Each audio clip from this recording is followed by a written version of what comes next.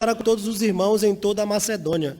Contudo, vos exortamos, irmãos, a progredirdes cada vez mais e a diligenciardes por viver tranquilamente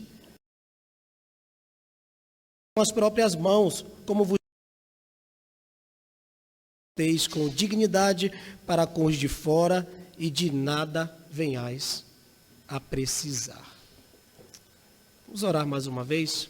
Deus Santíssimo, nós carecemos muitíssimo da Tua iluminação para entendermos a Tua palavra e sermos por ela edificados. É este o nosso desejo, é o que o Teu Espírito cria em nós, essa vontade de sermos interessados pela Tua palavra e adquirirmos por ela entendimento, e somos gratos ao Senhor por isso. E pedimos-te mais uma vez, ajuda-nos, Deus, ajuda-nos a entendê-la nesta manhã, em nome de Jesus, Teu Filho, nosso Senhor. Amém. Todos nós procuramos agradar as pessoas que nós achamos importantes. Isso é tão natural que desde muito pequenininhos nós já podemos perceber alguns sinais como esse, no interesse de agradar as pessoas que são importantes para nós, desde a mais tenra idade. As crianças aqui, por exemplo, elas fazem desenhos e vão atrás da mãe, do pai, da vovó, do vovô, do tio, e elas dizem: papai, mamãe, vovó, tio, olha aqui o avião que eu fiz, olha aqui a flor que eu desenhei, olha, eu tenho nossa família, mamãe, aqui. Sim, há o interesse de buscar, assim, o elogio, mas por trás disso está o interesse em agradar as pessoas que são importantes para elas. E nós, mais velhos, jovens e adultos, não estamos fora disso. Nós procuramos agradar ao nosso cônjuge, procuramos agradar aos nossos amigos, com uma comida saborosa, uma casa arrumada, uma roupa bonita, uma belíssima maquiagem ou um penteado novo. Enfim, parece que todos queremos agradar as pessoas que nós consideramos importantes para nós. Isso é muito natural e muito humano. Mas e quanto a Deus, que é importante para nós? Como é que nós podemos viver de modo que o agrade? Existe em nós essa voluntariedade em agradar a Deus?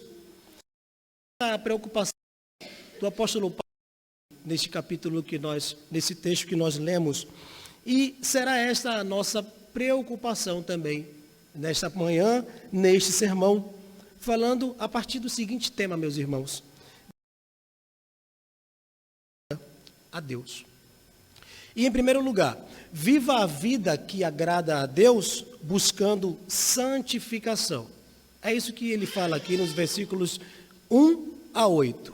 Viva a vida que agrada a Deus buscando santificação. É interessante a expressão que ele usa: continueis progredindo. O apóstolo Paulo, até aqui, ele não tinha tratado de pecado com os tessalonicenses. Se nós voltarmos aqui para o capítulo elogios ao modo cristão de viver dos tessalonicenses, vimos que eles eram operosos na fé, esperançosos em Cristo, e o amor ali praticado entre eles era verdadeiro. Então o apóstolo Paulo já tinha elogiado. Em segundo lugar, o apóstolo Paulo ele faz uma defesa do seu ministério. E ele tentou ali mostrar para os tessalonicenses que ele se importava com os tessalonicenses e que o que estavam falando dele naquela região era mentira. Lembrando, o apóstolo Paulo ficou pouco tempo ali e teve que sair abruptamente, pois fora perseguido pelos judeus de lá. Mas aqui ele agora começa a tratar de problemas que foram certamente encontrados no relatório que Timóteo levou para ele quando visitou a igreja em Tessalônica. Então, dentre as coisas boas que estavam sendo feitas lá, havia também coisas que deveriam ser tratadas como pecado a serem abandonados, e arrependimento deveria ser gerado ali. Pois não há igreja tão saudável assim que não tenha algum pecado para tratar. Não há uma vida cristã tão saudável assim que não tenha alguma coisa para ser ajustada que não tem algo mal para ser extirpado dali e que não precise de arrependimento. Enquanto estivermos aqui nessa terra, meus irmãos, seremos igreja militante, que milita contra principados e potestades, e contra esses principados e potestades na sua ação no mundo e na sua ação em nosso coração, inflamando a nossa natureza caída. Sempre haverá alguma coisa para tratar. Era uma igreja que tinha sido elogiada por sua fé, esperança e amor. Eles eram crentes de verdade, e já chegamos a essa conclusão. Mas crente de verdade também peca, porque crente de verdade não foi ainda pecado. Não somos a igreja triunfante, glorificada, que não pode mais pecar. Somos uma igreja militante, regenerada, que não pode não pecar. Nós ainda pecamos. Aqui nos versículos, note, irmãos, nós vos rogamos e exortamos no Senhor Jesus que, como de nós recebestes, quanto à maneira por que deveis viver e efetivamente estáis fazendo, continueis progredindo cada vez mais, porque estáis inteirados de quantas instruções vos demos da parte do Senhor Jesus, pois esta é a vontade de Deus, a vossa santificação. Olha, é interessante essa expressão, continueis progredindo. Nós poderíamos ler assim esses textos, esses versículos. Continuem a progredir na maneira de viver que agrada a Deus, e esta maneira é a santificação, ou seja, a santificação é uma maneira de viver que agrada a Deus. A busca pela santificação. E é assim que vocês devem viver. Esta é a vontade de Deus, a vossa santificação. O apóstolo Paulo já inicia falando sobre isso. Deus quer agradar a Deus do modo como você vive? Nós agradamos, as crianças agradam seus pais fazendo desenhos e vão crescendo e sendo obedientes. Nós agradamos a Deus obedecendo os seus mandamentos. Aquele que ama a Deus guarda os seus mandamentos. Aquele que agrada a Deus é aquele que obedece ao Senhor. E aquele que obedece ao Senhor busca a santificação. Tem prazer na lei do Senhor e na sua lei medita de dia e de noite. E por meio dessa lei e dessa mediação, dessa meditação dioturna, de dia e de noite, ele vai encontrar santificação e agradará a Deus assim, com este modo de viver. Essa é a vontade de Deus, meus irmãos. É isso que o apóstolo Paulo está dizendo aqui para os Tessalonicenses. Essa santificação. Interessante que o Senhor, ele nos elege, ele nos predestina e nós não participamos em nada disso. E nós não participamos em nada disso. Tudo isso é vertical e exclusiva obra de Deus. Nós somos regenerados, nascemos de novo. Não sou eu que me faço nascer de novo, é Deus que me gera novamente. E aí então, nós somos, por isso, e só porque fomos predestinados, justificados, regenerados, podemos ser santificados. Mas aqui na santificação, nós temos o privilégio de participar dessa coisa. E em nós é gerado esse desejo que não é que ajudamos Deus, porque é Ele que opera em nós o nosso querer e o nosso efetuar, mas participamos dessa obra de santificação. Até que, numa última etapa, por assim dizer, na glorificação, nós não teremos também nada a ver com isso, nós seremos glorificados. Mas a santificação é uma obra que começa em Deus, mas exige de nós uma resposta. Nós precisamos responder apropriadamente ao chamado de Deus em nosso coração e nossa consciência para vivermos de modo santo. Nós vemos isso nas Escrituras, no livro de Levítico, capítulo 20, versículo 7. Portanto, santificai-vos e sede santos, pois eu sou o Senhor vosso Deus. Em Efésios capítulo 1, versículo 4, assim como nos escolheu nele, antes da fundação do mundo, para sermos santos e irrepreensíveis para Ele, e em amor. Nos escolheu antes da fundação do mundo, para nos fazer de nós pessoas ricas, nunca doentes e bem-sucedidas. Isso é uma coisa secundária e bem particular da providência na vida de cada um. O que Ele quer de nós é que sejamos santos. Ele nos escolheu antes da fundação do mundo com essa finalidade última, para que sejamos santos e, de modo santo, vivendo assim, de modo santo, glorifiquemos a Ele e nos alegremos nele como finalidade última de nossa vida. E na primeira de Pedro, capítulo 1, versículos 15 e 16, lemos: pelo contrário, segundo é santo aquele que vos chamou, tornai-vos santos também, vós mesmos, em todo o vosso procedimento, porque escrito está: sede santos, porque eu sou santo. É interessante que o texto aqui, utilizado por Pedro, ele está citando o texto de Levítico, está fazendo essa menção. E o texto de Levítico, no capítulo 20, versículo 7, este capítulo fala de muitas imoralidades sexuais, que Deus estava alertando o seu povo sobre isso. Uma série de imoralidades sexuais, de aquilo que o apóstolo Paulo chamará aqui de prostituição. E a gente vai entender prostituição, literalmente, como a prática mercadológica sexual, como vender o corpo para sexo e em troca de dinheiro. Não é essa prostituição somente aqui, esta também é, mas está muito longe dos cristãos. E esta aqui que o apóstolo Paulo está dizendo, santificação, ele começa a exemplificar, que vos abstenhais da prostituição. Ele começa a discorrer sobre isso.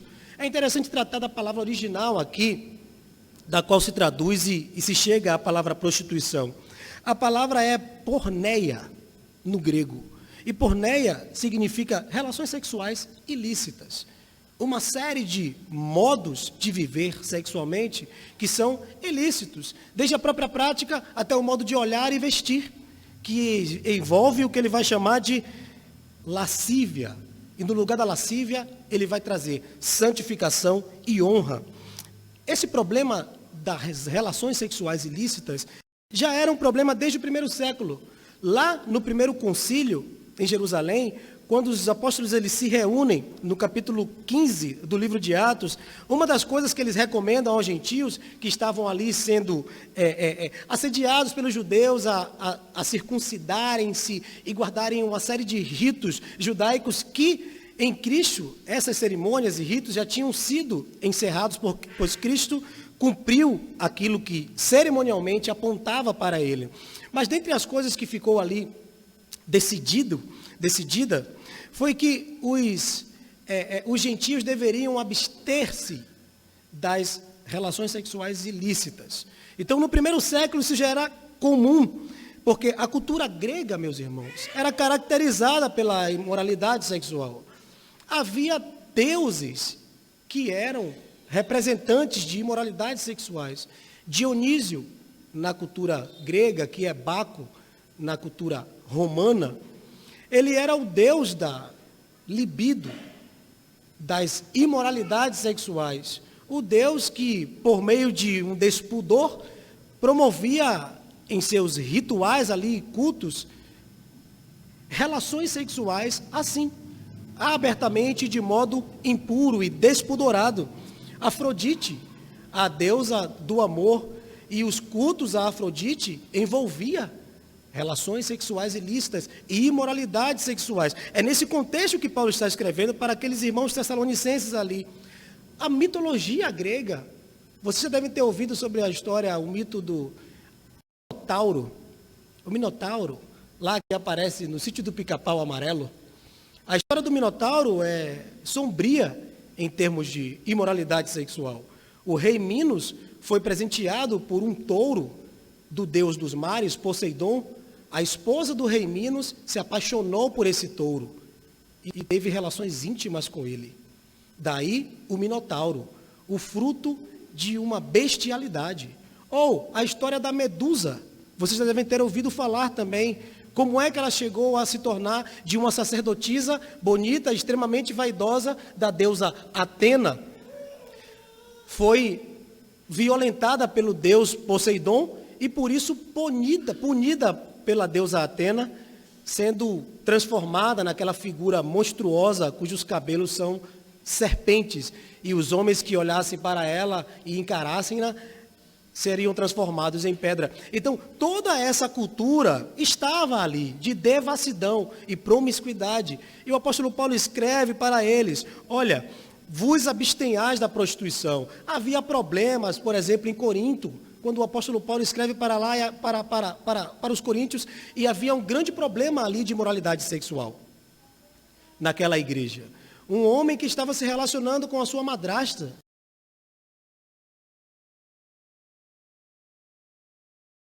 Mais de 1.000 prostitutas sexuais no templo de Afrodite, nas relações ali culticas, havia toda a imoralidade sexual. Note, o apóstolo Paulo está escrevendo para essas pessoas que estavam debaixo dessa cultura e dizendo para eles: abstenham-se dessas relações sexuais ilícitas e dessas imoralidades. Isso não está em nós, irmãos. Nós não temos templos aqui onde há prática de imoralidade sexual em cultos. Talvez aí em secreto isso aconteça e muito de vez em quando se ouve falar, mas nós vivemos numa cultura erotizada, hipersexualizada. Nós já estamos há um tempo sendo desensibilizados com as músicas que ouvimos, com os filmes que assistimos. Nós somos a geração que há 20 anos atrás, há 15 anos atrás, assistíamos a banheira do Gugu enquanto almoçávamos no domingo em casa. E aquilo era promíscuo. Vocês vão assistíamos no Faustão e nós víamos como aquelas mulheres ali dançavam enquanto estavam ali de fundo. E aquilo tudo estava nos preparando para aceitar coisas que depois não seria mais tão gritantes assim. Nós vamos sendo preparados e as crianças já estão ouvindo falar de sexo abertamente na escola. Existem livros infantis que já falam de sexo de modo aberto e se eles não aprenderem de modo santo conosco, aprenderão de modo promíscuo e bastante distorcido e diabólico com seus professores na escola. Muitos deles, não todos. Então, nós devemos possuir o próprio corpo em santificação e honra, não com desejo de lascívia, como os gentios que não conhecem a Deus. Santidade e honra e não lascívia. Meus irmãos, nós temos santificação e honra. Alguns vão traduzir esse próprio corpo como, a palavra para corpo aqui é vaso ou navio, é como se dissesse, ou esposa. Possua o corpo de sua esposa em santificação e honra. Mas Paulo está escrevendo para homens e mulheres aqui. Não é só para os homens. E a pureza sexual é para homens e mulheres.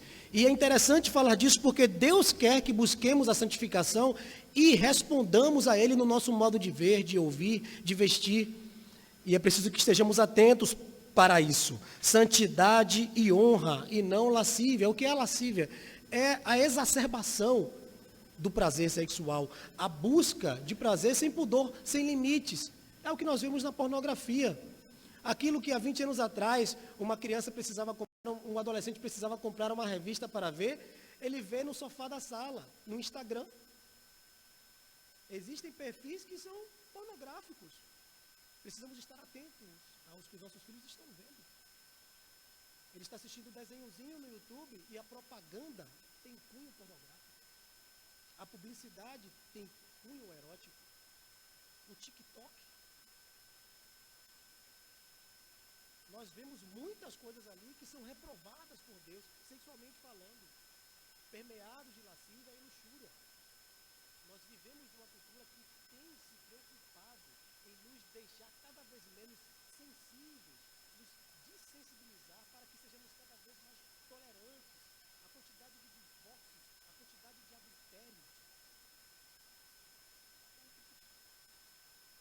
E o Senhor está reprovando isso. Paulo estava escrevendo para crentes.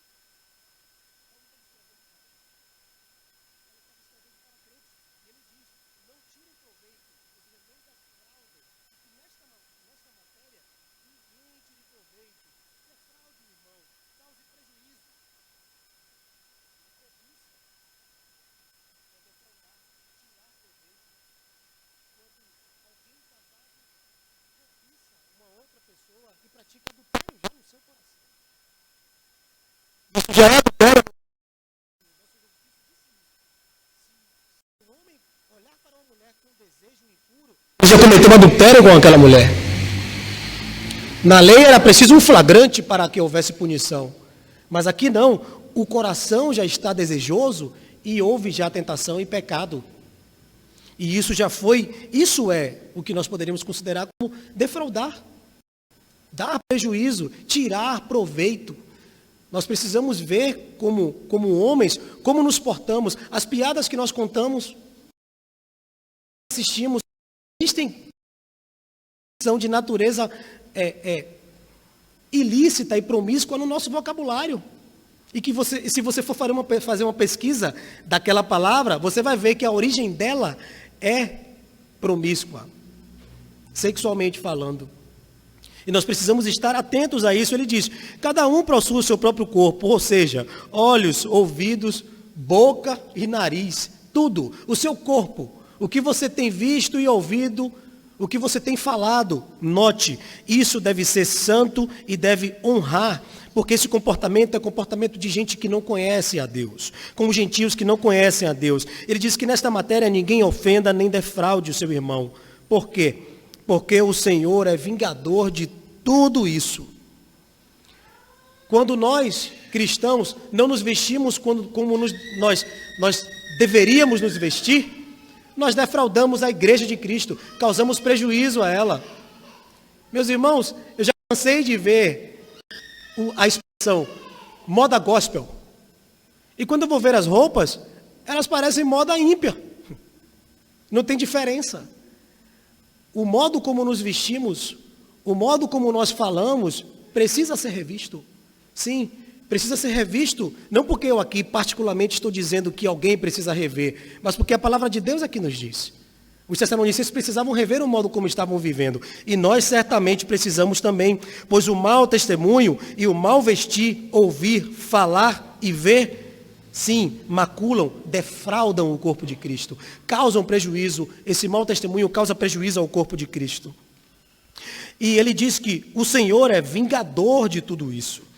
Isso que é geralmente cometido em secreto, porque há certo pudor, e normalmente pecados sexuais são executados ali, cometidos em secreto, mas o Senhor vê. O Senhor vê o coração cobiçoso, luxurioso e lascivo. O Senhor vê quando a vaidade de uma mulher leva a mostrar mais do que deve. O Senhor vê o coração e o apóstolo Paulo está dizendo aqui, isso poderia soar legalista se nós não estivéssemos lendo na Escritura. Ele diz, o Senhor vingará. O Senhor é vingador de tudo isso. Ou seja, haverá consequências. Mesmo que ninguém nunca saiba aquilo que você fez e sentiu, a consequência, porque o Senhor punirá. Ele diz, o Senhor é vingador de tudo isso. Nós não devemos ver, portanto, essas coisas como legalistas, pois o apóstolo Paulo diz, olha, de Sarte, quem rejeita essas coisas não rejeita o homem, e sim a Deus. Não é um discurso fundamentalista, não é um discurso moralista, farisaico, legalista, é a palavra de Deus. E quem rejeita isso, rejeita o próprio Deus, pois Deus tem interesse em nossa santificação, Deus tem interesse no modo como nós, como cristãos, apresentamos o nosso corpo ao mundo. Ele tem interesse em saber o que nós vemos, ouvimos, falamos e vestimos. Deus tem interesse. E a santificação não é uma santificação só no coração. É uma santificação em nós inteiros, porque nós somos o corpo também. O modelo de modéstia e pureza, meus irmãos, ou seja, o modelo de vestir, ver, ouvir, falar, deve ser nosso. Nós temos que ser o parâmetro para o mundo. O mundo precisa olhar para nós e falar, eu quero me vestir como eles, porque eles se vestem de modo elegante e modesto. Ore a fim de que Deus te mostre alguma prática pecaminosa da qual você também talvez não tenha ainda percebido. Peça a Deus que te mostre e pergunte, Senhor, eu tenho me vestido bem? Eu tenho assistido coisas boas? Meus irmãos, é comum para nós assistir a séries e filmes e vermos duas pessoas se relacionando sexualmente despidas e não nos importarmos mais, porque aquela nudez é artística. Não. A nudez que um cônjuge deve ver é do seu cônjuge, não é a nudez de todo mundo. E isso já está comum para nós.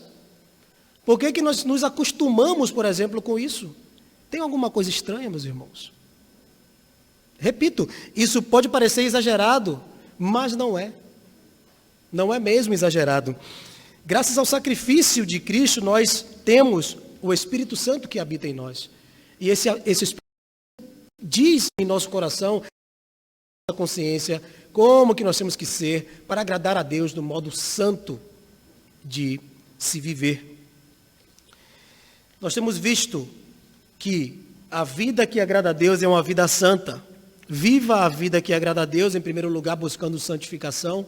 E o apóstolo Paulo fala de santificação a partir dessas questões sexuais. E, em segundo lugar, viva a vida que agrada a Deus, amando. Sim, quem não defrauda o seu irmão, demonstra o amor pelo seu irmão.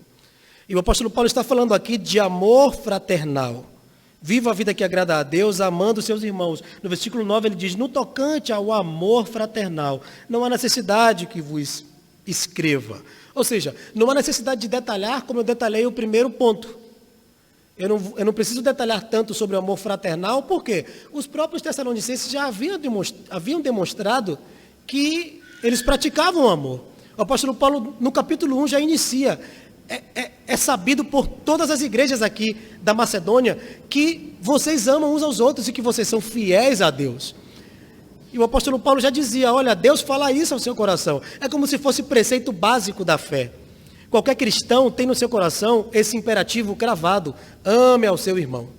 O apóstolo Paulo diz, olha, não há necessidade de vos escrever, porquanto vós mesmos estáis por Deus instruídos que deveis amar outros. Por um lado, isso é elementar, isso é o fundamento da vida cristã. Amar uns aos outros. Deus instrui vocês diretamente a respeito disso. Eu precisei falar mais detalhadamente sobre essas questões ligadas à imoralidade sexual. Certamente porque havia mais problemas como aquele ali. Mas a respeito do amor, o apóstolo Paulo já disse. Ele, por exemplo, fala, na verdade, você isso mesmo para com todos os irmãos em toda a Macedônia. E era importante que o apóstolo Paulo reiterasse isso para os irmãos quando ele diz, contudo, vos exortamos, irmãos. E ele repete a expressão que tratou na primeira parte do capítulo. A progredirdes cada vez mais. Progridam na santidade, progridam no amor. Santidade nunca é o suficiente. Amor nunca é o suficiente. Continuem progredindo cada vez mais. É essa a exortação do apóstolo Paulo. Progridam. Em outras palavras, abundem nisso, sobejem, deixe que transborde santidade, pureza e amor um pelo outro. E era importante aquilo daí. Imagina aquela mulher casada que converteu-se, foi convertida a Cristo, mas o seu marido não, ainda é servo dos deuses pagãos lá da Grécia. Como é que vivia essa mulher? Porque o próprio Senhor Jesus Cristo ele vai dizer, olha, não penseis que vim trazer paz, eu vim trazer espada. E eu vim causar divisão entre o homem e o seu pai, entre a filha e sua mãe.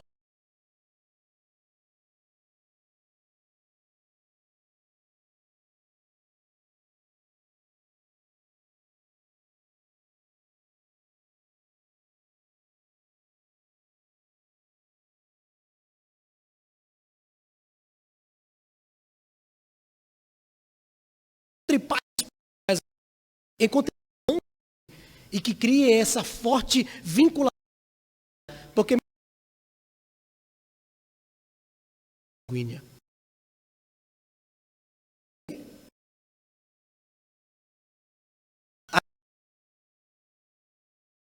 irmãos, seremos irmãos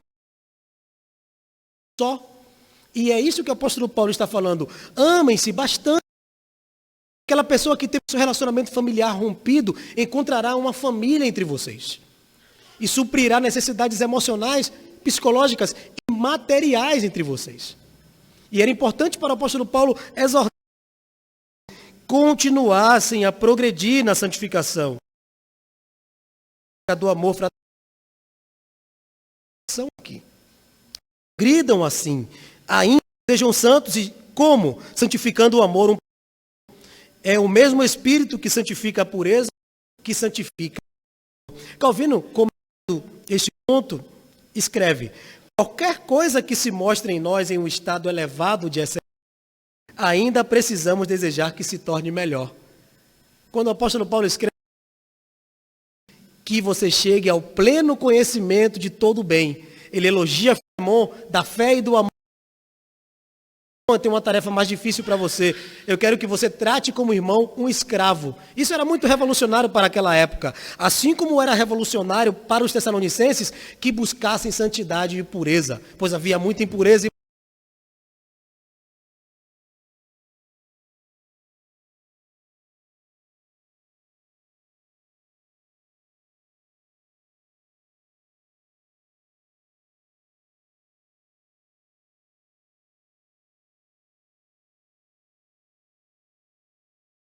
do que Cristo diz para aqueles que são servos de Deus. E é isso que o apóstolo Paulo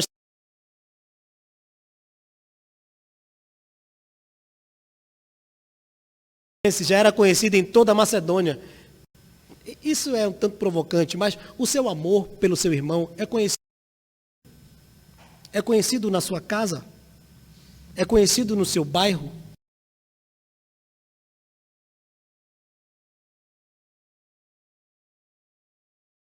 O apóstolo Paulo estava exortando a que progredissem cada vez mais, quanto mais o nosso.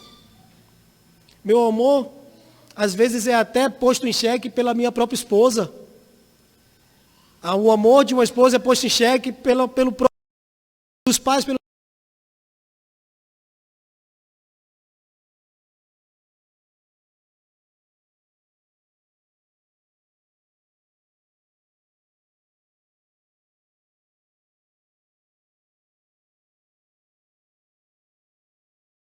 se não é que Deus te dê esse senso de vinculação ao corpo de Cristo. Sofra quando alguém longe de você sofre. Um missionário passa uma necessidade. Sofra e se alegre quando alguém próximo de você, como irmão em Cristo, a ligação entre nós é maior do que a ligação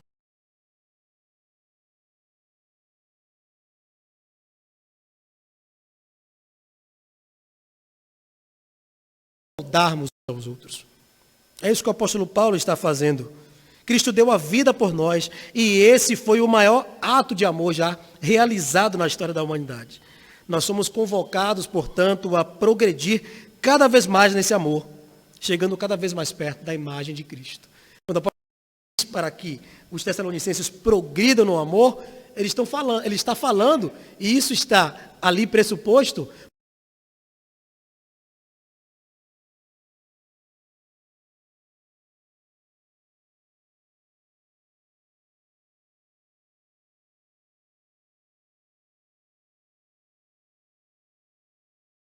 último lugar, irmão, viva a vida que agrada a Deus, portando-se dignamente. Pois vimos até aqui, viva a vida que agrada a Deus. Em primeiro lugar, buscando santificação. Em segundo lugar, praticando o amor uns pelos outros. E em terceiro lugar e último, portando-se dignamente. Nos versículos 11 e 12, ele diz: e a diligenciar, dispor, viver tranquilamente, cuidar do que é vosso e trabalhar com as próprias mãos. Ele diz, essas três coisas, vivam assim, ou seja, sejam diligentes em buscar tranquilidade, cuidar do que trabalhar com as mãos. É interessante que quando ele diz diligenciar, dispor, viver tranquilamente, é como se disséssemos, inquiete-se por uma vida quieta. Se há alguma inquietude em você, que seja uma inquietude em busca de uma vida quieta. Seja ambicioso, ávido por quietude. O que ele quer dizer por isso? Ele vai dizer, cuidando do que é vosso, não se intrometendo em questões que não são do seu, que não são para você se intrometer. No popular, não se meta com a vida de ninguém. Não dê opinião onde não te pedem opinião. Viva sossegado. Faça o que tem que fazer. Cuide do que é vosso. Sabe, tem pessoas que sabem tudo o que todo mundo tem que fazer, mas ela não pensa em nada que ela tem que fazer. Ela sabe o papel de todo mundo. Ela sabe o papel do pastor, sabe o papel do presbítero, sabe o papel do diácono, ela só não pensa no papel dela. Existem pessoas assim. Nós muitas vezes podemos nos comportar assim. E pode ser que o apóstolo Paulo esteja se referindo a uma pessoa que está pecando nesses três aspectos aqui. Está vivendo inquieto, agitado, eufórico, atrás de novidade. Não, viva uma vida tranquila. Cuide do que é seu. E ele diz, trabalhando com as próprias mãos. O próprio apóstolo Paulo já para eles, trabalhando dia e noite para não ser pesados para eles. Jesus Cristo tinha a sua profissão. Então temos que ter o anúncio da vinda de Cristo. Certamente quando Paulo esteve em Tessalônica, se tornou uma desculpa para a gente preguiçosa ali. Eles disseram, Cristo vai voltar, não precisa trabalhar mais não. Para que trabalhar se Cristo vai voltar e tudo vai pegar fogo? Não vamos juntar tesouros na terra. Talvez querendo dar desculpas para a sua preguiça. Cristão não pode ser preguiçoso. Tem que amar o trabalho. A segunda não deve ser um dia penoso para o cristão. Deve ser um dia feliz, porque ele vai sair trabalhar e glorificar a Deus na segunda-feira. A cultura do sextou não é uma cultura entre cristãos, é uma cultura de ímpios. O ímpio fica feliz na sexta e fica infeliz no domingo à noite. Nós temos o privilégio de ficarmos felizes a semana inteira. Porque todos os dias são dias que Deus criou, regozijemo-nos e nos alegremos neles. Todos os dias são dias felizes para demonstrarmos a glória de Deus no mundo. E isso tudo produziria dignidade entre os crentes para com os de fora. O apóstolo Paulo começa escrevendo sobre santificação ali, com os de dentro, falando de amor ao próximo, ali o amor fraternal com os de dentro. Mas depois ele avança, olha, vivam de tal modo, tão dignamente, que os de fora verão esse bom testemunho. Como o apóstolo Paulo diz para os filipenses, seja a vossa moderação conhecida de todos os homens. Irmãos, ao cumprir o seu trabalho, os seus estudos, as suas tarefas diárias, dentro e fora de casa, buscando glorificar a Deus, acredite, tem um não crente olhando para você. Ele está vendo o que você faz direito. E você não usa uma linguagem, um evangeliquez ali. Você tem que fazer. No coração existe um interesse a Deus com o que você está fazendo. Estão te observando. Você pode atrair alguém para Cristo assim. Vivendo de modo digno, cuidando do que é seu. O ímpio nota, e ele, como a palavra diz, para que os homens vejam as nossas boas obras e glorifiquem ao Pai que está nos céus. Isso é o que se dá.